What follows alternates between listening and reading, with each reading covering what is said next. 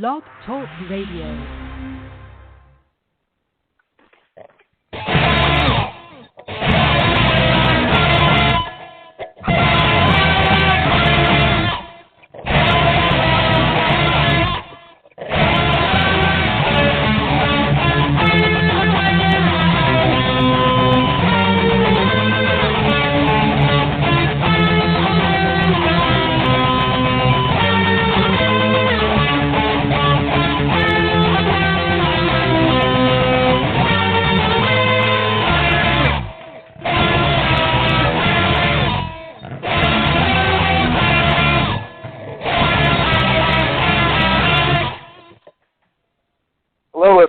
Thank you for tuning in. This is On the Move, and I am Mack Worley. Thank you for listening. Today's episode is a birthday show of sorts. I just found out this a few minutes ago, but it kind of went along with the format, so lucky us. Today is the 238th year anniversary of the United States Marine Corps. They were established on November 10th, 1775. So congratulations and happy birthday to the Marines. The reason why I bring this up today, not only is Veterans Day right around the corner here, but also we have some topics that we're going to be discussing today on our military. So the very first topic I would like to bring up is the proposed Marine uniform changes. Now, I don't know if any of you have been following this story at all, but this is something that has been interesting me for a little bit here that I've been hearing. The Marines are proposing to change their hats. Those covers that they had, those really awesome-looking hats that they've had for a really long time. They've had them since 1922, which is over 90 years. Basically, what they're trying to do is to make it so that the Marines have a standardized hat between male and female, because as it stands right now, the males wear one style of hat and the females wear another. So they're trying to create a unisex kind of hat. Now, the hat that they're proposing right now, let me read the quote here. The improved female cap is very similar to the uniform cap worn by Sergeant Major Daniel Daly from 1904 to 1918 and would make an acceptable universal cap for all Marines. That was said by the United States Marine Corps Uniform Board 213. Now, the female hat has been winning in small group surveys that the DOD has put on, and the DOD wants a unisex hat. Now, a lot of Marines are embarrassed by these new hats that they've been proposing. They don't like them. They think they make them look sissy, basically, and they don't want their uniforms to change. Granted, they've had these uniforms for 90 years. Now, as far as the actual cost of making this change, this is what is really important. Me being a fiscal conservative, these are things that really I relate to a whole lot. Now, when you start talking about the changes that they're going to make in uniform, you start thinking about the cost. The universal men's hat costs $32 to make. Now, in relation to that, the universal women's hat costs $82 to make. So when you start correlating those costs, you have to also remember that 95% of the Marine Corps is men. Okay? So if they all use the universal men's hat, $32 to make, it would end up saving them $284,000 per year, total to change what they're currently spending, because right now they're wearing two different kind of hats. So it would actually save them money because 5% of the people are using the more expensive hat to wear. In contrast to that, if we switched over to the universal woman's hat, they would be spending an additional $8,221,000 in order to make that switch. This was taken from the Kelly file on Fox News, so that's their numbers. This is a big deal to me. This is just another one of the reasons why our government continues to squander our money. They are not thinking conservatively. They don't think about the actual cost of a change, not to mention whether or not the change should, in fact, actually happen or not. And, I figured this is a fitting conversation that we could talk about here on the 238th year anniversary of the United States Marine Corps. So if anybody would like to comment on that, please feel free to either call in.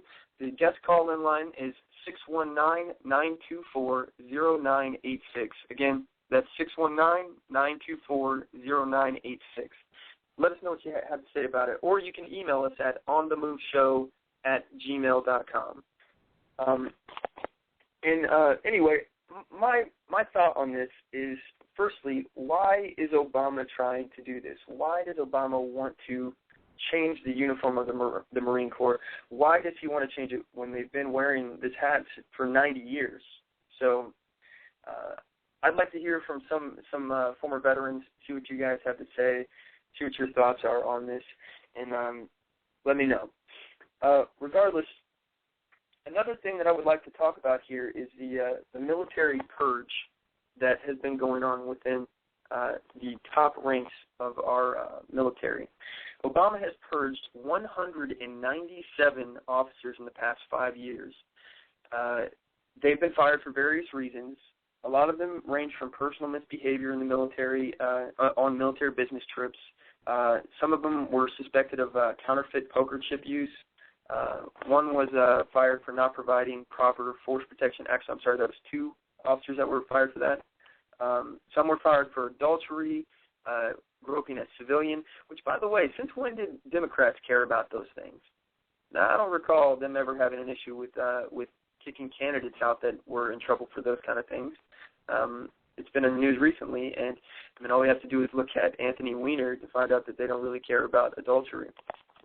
So another reason why somebody was fired, an officer was fired, was for making racially insensitive comments.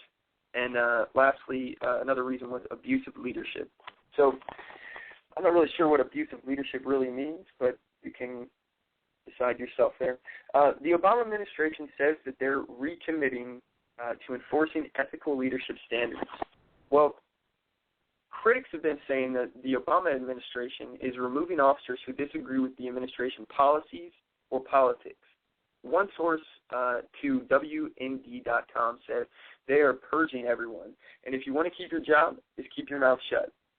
Retired Army Lieutenant General William Boykin said, "It's worrying that 4-star generals are being retired at the rate that has occurred under Obama. Over the past 3 years, it is unprecedented for the number of 4-star generals to be relieved of duty, and not necessarily relieved for cause."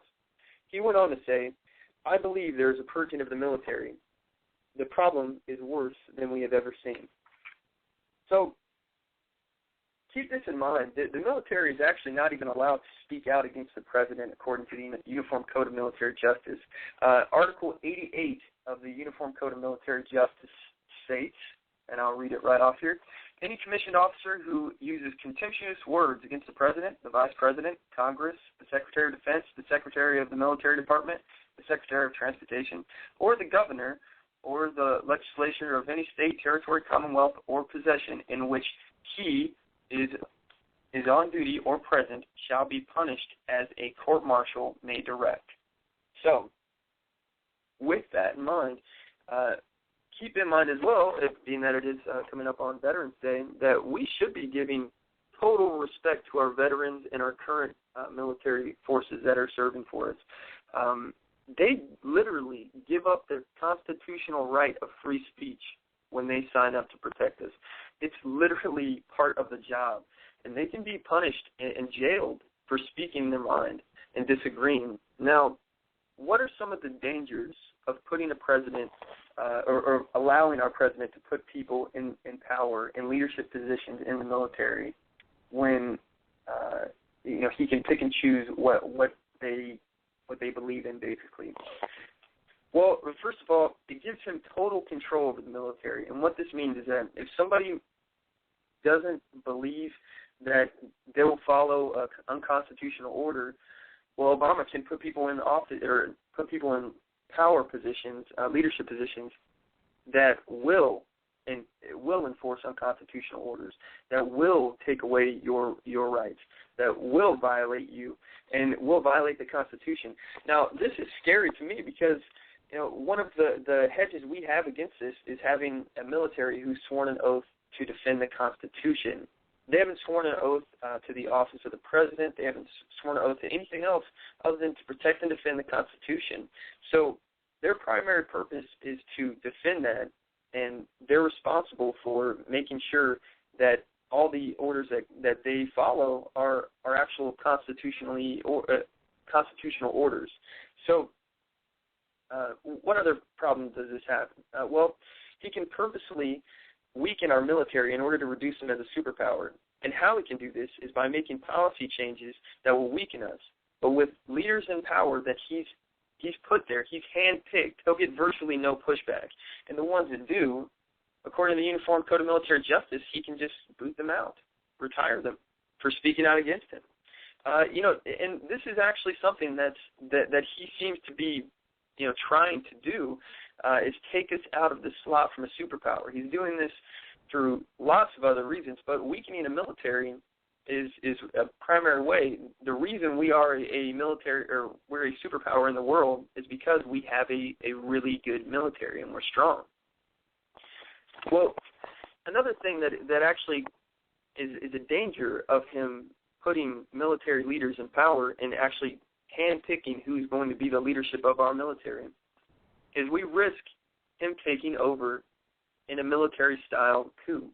Now, it may seem a little bit far-fetched and it may seem like something that's a stretch, but it has happened historically. All we have to do is look back in ancient Rome, and we had Julius Caesar, who did the same thing. He had the hearts and minds of his soldiers, and they did a military coup against Rome. And, they supported him, their leader, more than they supported the actual state of Rome. So keep this in mind. And most recently, this happened in Egypt. This is something that is not a thing of the past, happening today. We still have military coups that happen all the time, and you'd be mistaken to think that it cannot happen to us. So with that in mind, if you have anything that you'd like to say about that, again, give me a call. The call-in line is 619-924-0986, or you can email us at onthemoveshow@gmail.com. All right. And now I'm going to go ahead and move on, and I'd like to firstly here, this is basically an advertisement. If you are in need of design services, let's say you're an activist, a business owner, just somebody who needs business cards, brochures, bumper stickers, signs, flyers, logo designs, and promotional products such as mugs, pins, bags, keychains, magnets, and so much more, let me know. I happen to be married to a wonderful woman. Her name is Latasha Worley, and she is a patriot like yourself. If you are interested, contact her for a quote on your next project at Tasha, Tosha, at lworleyphotography.com today, or visit her on the web at lworleyphotography.com. Like Latasha on Facebook at facebook.com/lworleyphotography, and follow her on Twitter at twitter.com/Tasha Worley. Show your support for a designer who believes in the Constitution and your rights. Maybe I'm a little bit biased, but I think she does amazing work. She's done everything for the show. She's done everything for the store. And speaking of the store, if you would like to support On the Move and help make this podcast better, you can do this by going to our store and purchasing one of our hundreds of products. All designs are original, made by Latasha, and made for patriots like you. Just go to cafepress.com/onthemoveshow. We appreciate your support. All right, so now back to what we were talking about here. The next topic I'd like to bring up is actually what it means to be a patriot. So a lot of times you hear patriot organizations being criticized by the left-wing media. You hear them being demonized, also being referred to as anti-government or anarchists or extremists.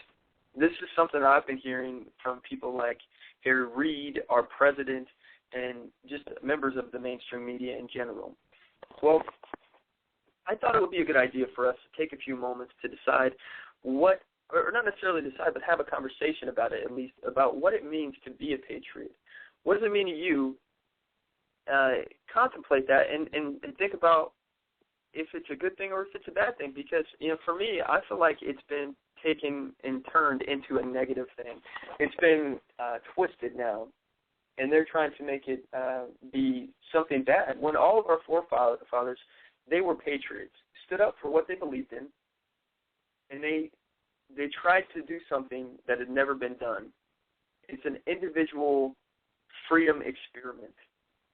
So, for me, what it means to be a patriot is somebody who is a fan of small government. And by small government, I don't mean no government.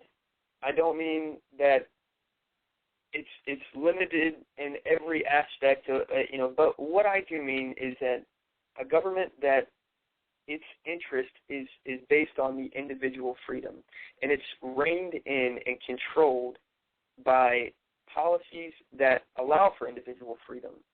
So, as far as, I'm a big capitalist fan. I honestly, though, I don't think that we are a capitalist society anymore. We have so many different tax laws, and we have different things that stop us from it being a fair playing field. In my opinion, capitalism is actually anti-business, and I know that may seem weird, but it's more pro-consumer than it is pro-business, because it forces the businesses to compete with each other. And it actually ends up being overall better for the consumer because these businesses are competing for the consumer business. But I digress. I'll move back to what I was saying. As far as small government, we have expanded our government so much in recent years. And one thing about the government is they don't give up power. The government doesn't just willfully give up power. They never give it up. In fact, all they do is expand. So when you think about, the government can create a regulation for this, or they can ban trans fat like they're trying to do right now. We're allowing the government to take more and more and more power. They're usurping our rights and our choices and our freedoms every time that we allow them to make one of these decisions and let us know what's better for us. They think that they're smarter than we are, and even if we are making the wrong decisions, who are they to tell us what the right ones are? As far as small government, I'm of the opinion that our federal government, its real purpose, its true purpose, is to encourage trade through among the states and to establish a mutual protection pact that we use as a military. Anything else other than that, I feel like the state governments can do, and we can govern ourselves individually as states. This is just my opinion, but this is what I feel is right, and this is what I feel would lead to a situation that will create the most freedom. And this is something I'm going to be covering on an upcoming show. I would like to discuss if we are becoming more or less free. And as far as individual freedom is concerned, in being a patriot, individual freedom is a big deal as far as a patriot is concerned. Because if you have a freedom to choose what you do, you have the freedom to choose where you live, what you eat, and you have the ultimate responsibility that you're responsible for your choices. In my opinion, that's what being a patriot is about. I'm going to live or die based on my own choices and my merit. All men are created equal, but it's what you do in your life that really sets you apart. And also, as far as being a patriot, I think this is necessary to be a patriot. This is a staple in the patriot movement. You have to believe in the right to keep and bear arms, because all men have the right to protect themselves. Everybody should agree with that. And if you don't, then you're probably not a patriot. If you don't think that you have the right to keep and bear arms, not only just for self-protection, but for a hedge against tyranny, against our government, you have to look at the Constitution, each individual amendment of our Constitution, at the same time with the Second Amendment. You look at it and see, okay, we have the right of free speech, the exercise of religion, why, how do we make sure that we have this? We have the Second Amendment there as a hedge against anyone who tries to push that up. Now, I'm not trying to say that the Second Amendment was put there as a revolutionary means of overthrowing the government, because I'm not a fan of overthrowing the government. In fact, I don't think that any kind of revolution would actually be beneficial. And the reason why I say that is because I think it would be stopped immediately. I don't think that, based on the way that the NSA has mass surveillance programs and our federal government has expanded, I don't think that we could even get off the ground before a revolution could start. The mainstream media would be covering it up every step along the way, and all the leaders of the movement will get picked up instantly and thrown into some dark hole and never seen again. So this is the point of what I'm saying, is that I don't think that a revolution would actually be successful in regards of actually doing anything. But I don't think it's too late for our country. I think that we can come back if we just come back to individual freedom, and that's what it all comes down to. Is I have a right to live the way I want to live, as long as I'm not hurting anyone else, as long as I'm not imposing my will on someone. Then I'm not committing a crime. I'm not hurting anyone. So why is it illegal for me to eat trans fat? And also, if you want to talk about the war on drugs, the war on drugs, especially if there's no victim, how is that a crime? Why is it illegal for someone to smoke marijuana, but it's not illegal for someone to drink alcohol or smoke tobacco? In some situations, a lot of people can agree that tobacco is a lot more addictive than marijuana. So, not to mention that it costs $250,000 per year per inmate to house them in jail. So, as far as the conservative values on that, it doesn't make a whole lot of sense to jail and imprison someone who hasn't even infringed on anyone's rights or hurt anyone in any way, shape, or form. That's what I think it means to be a patriot, is to realize that individual rights and how we live our life is basically up to us, and we should be responsible for that as well.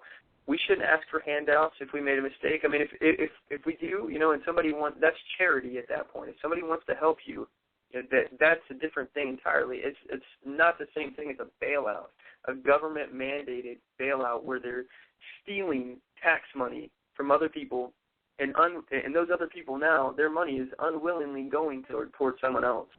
So, we see that with the bailouts that we had recently with the United States when we had the recession first hit. So, but anyway, that's what it means for me to be a patriot, is respect and love towards one's country, individual responsibility and freedom, smaller government, limited and restricted to the point where we actually are using our checks and balances to ensure that the people are being put first and not the politicians, not special interests. And also, very, very importantly, is our right to keep and bear arms. Every leader who has been maniacal throughout history has taken away people's right to bear arms. That was one of the very first things that Hitler did when he got into power. And Hitler was a huge fan of gun control.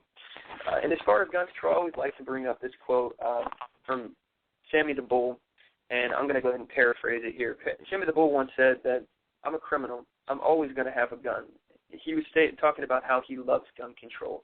He says, you pull a gun with a trigger lock on it, and I'll pull my gun, and we'll see who wins first. And this is true.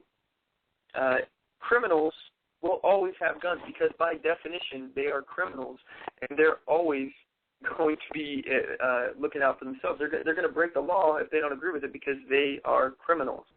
The only thing that gun control actually does is take the guns out of the hands of the actual law-abiding citizens who are willing to give them up in the first place.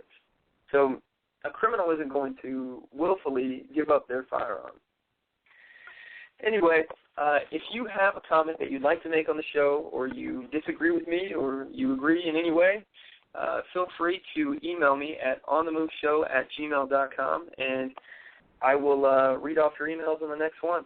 Alrighty, guys. Well, I really appreciate you guys tuning in, and thank you so much.